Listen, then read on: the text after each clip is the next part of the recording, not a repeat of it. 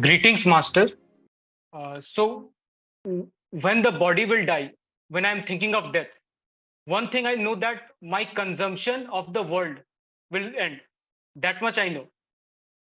But I'm afraid of that because I am living and thriving on consuming the world, gaining pleasure from the world. I'm living on that. So my food for existence uh, will stop. Maybe that's what we are afraid of. Consumption coming to an end.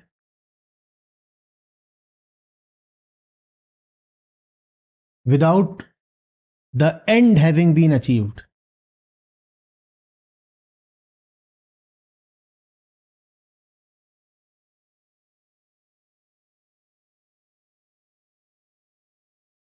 It's like this. Go back to that example when some ticketless fellow sneaks into the first class reserved coach. Think of this. Why has he chosen to get into that particular coach and not into a general dabba? To consume the comforts of AC and other. To consume the comforts, but he has still not managed to secure a seat.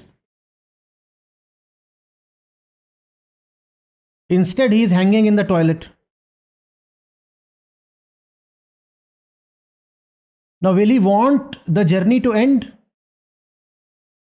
Think why he entered the coach in the first place. He wanted to consume the pleasure of the broad berth and the air conditioning and the service and all else.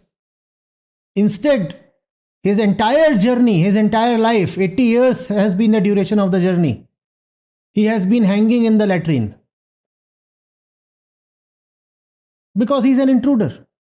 So he has been hiding there, fear and everything, and the smell. Now, will he want the journey to end this way? No. He would want to have a more graceful end.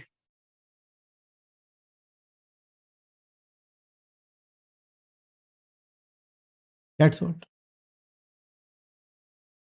Death scares the ego because there was something that the ego wanted from its existence that has not yet been achieved.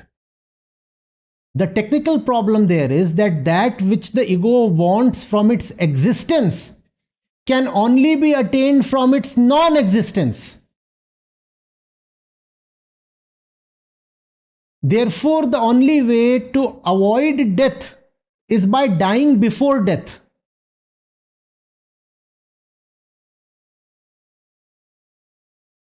What the ego wants to attain from its existence. What is it that the ego wants to attain by being? I am the ego. I want to continue. What is it that I want from my continuation? A certain fulfillment. I want a certain satisfaction, a certain fulfillment, satisfaction, happiness, all those things, right? The thing is, if I continue, I can never get all those things. But all those things are available on a platter if I discontinue. Everybody wants to be respected. We associate ego with pride, don't we? And who are the ones we ultimately respect the most? Humanity has respected the most. The sages and the seers. Who could put their ego aside? So it's a strange thing. That which the ego wants from its existence comes in ample measure, in an infinite measure, but when the ego is not there. You can get everything that you want, but only if you are no more there to want. I think in the last Gita session, you said something related to this, that great things are done when there is no doer. But the doer says, I'm not bothered with great things happening. I'm bothered with consuming the results of the great things happening. Therefore, I must exist. But if you exist, great things will not happen. Forget about the result. Even the happening will not take place. All great things can happen. All your desires can be fulfilled. Only the condition is that you must not be there to see them getting fulfilled.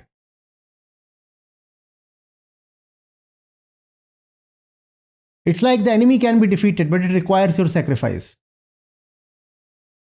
The ego soldier says, fine, if I sacrifice myself, maybe the enemy will be defeated.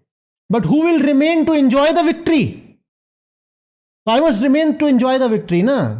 So therefore the enemy will never be defeated.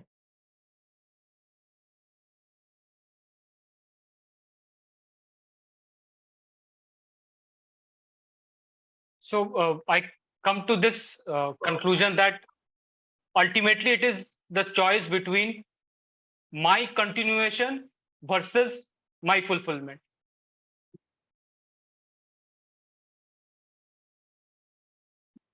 If I choose my fulfillment is more important than my continuation, then it's a Buddha. Otherwise, But even when you put it this way, there is some solace. It's my continuation versus my fulfillment. It's actually my continuation versus fulfillment. fulfillment. Just fulfillment. Fulfillment without the me.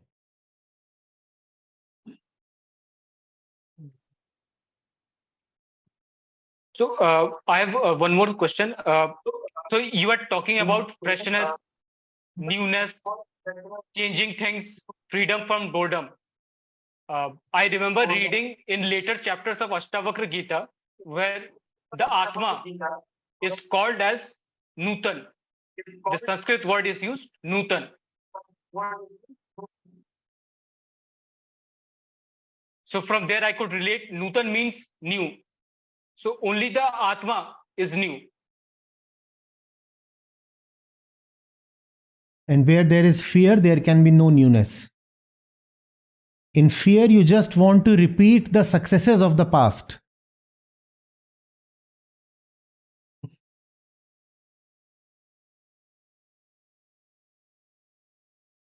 So you also talked about again these things changing small things even in the external world. Actually, you advised me to read this book called The Little Prince in one of Hindi Gita sessions. So there I see ample of this thing happening. So the Little Prince is visiting new planets, is meeting new people. It is visiting Earth. It is experimenting with the snake. It is experimenting with the bird. And all of this happens. And at the end of the book, the little prince is gone. He's dead. So ultimately, there is no meaning of these changing these things, changing new things. But the little prince is still doing new things. Yes. The meaning lies in the doing itself. There is no meaning at the end of it all. Either there is meaning right now or there is no meaning ever.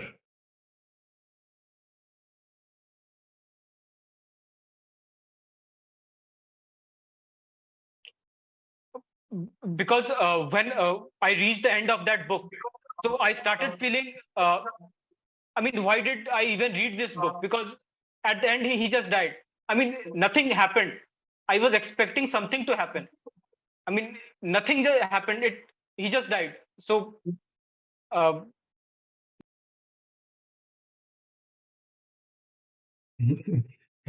the end, Rajdeep, even you and I will just, be the little prince. Nothing happens. Neither are you special nor am I. We will be just just gone. देखत ही छुप जाएगा ज्यों तारा प्रभात. Remember that one? पानी केरा बुदबुदा असमानस की जात और देखत ही छुप जाएगा ज्यों like the morning star ज्यों तारा प्रभात. It's gone. This moment it's there, the next moment it's gone. What meaning are we talking of? What do you think of your existence? Think of the Big Bang. How many trillion years has it been? And think of the time since the earth experienced life. What's the worth of your existence in terms of its time span.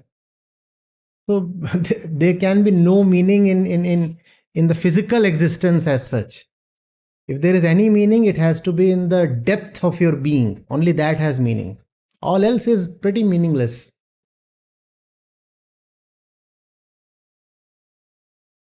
You know, for how many million years the dinosaurs ruled the earth?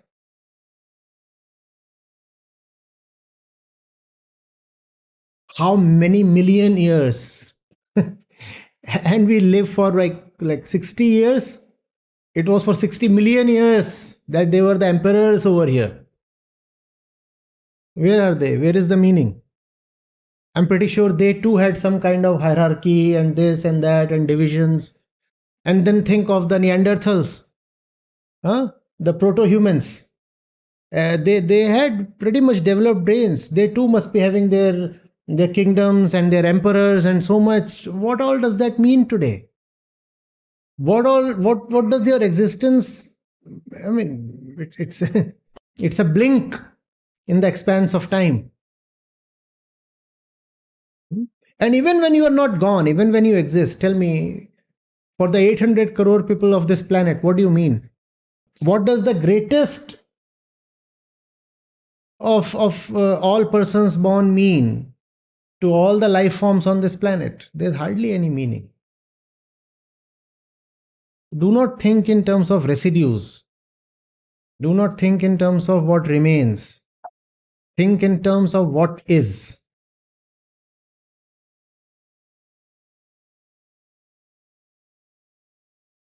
Nothing will remain. All these photos and selfies and recordings.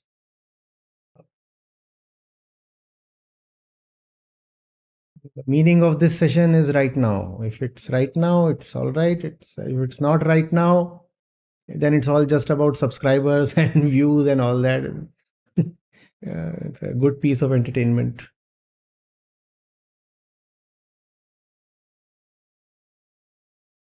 I remember Osho saying this thing that astitva akaran hai. Astitva akaran hai. Logic does not apply to Prakriti. So ultimate randomness.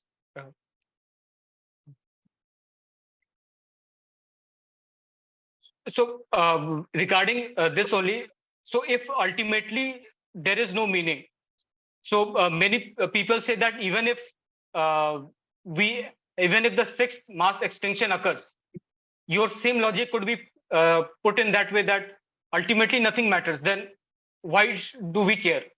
But you gave the answer at the last also that the current doing is itself causing the harm to me. So, My effort matters. That's this moment, right? I might as well know that my effort won't suffice, that the mass extinction is anyway going to happen. I might know that it might not suffice, but it's the game that matters, not the goal. I'll play the game with all vivaciousness possible.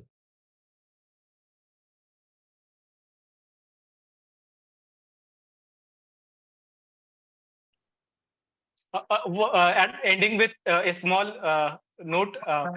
At the end, one thing will be certain that tea will be boiled out of me if I die in Manikarnika. That much will certain. Someone will drink out of my body. That much. Yeah. Thank you so much.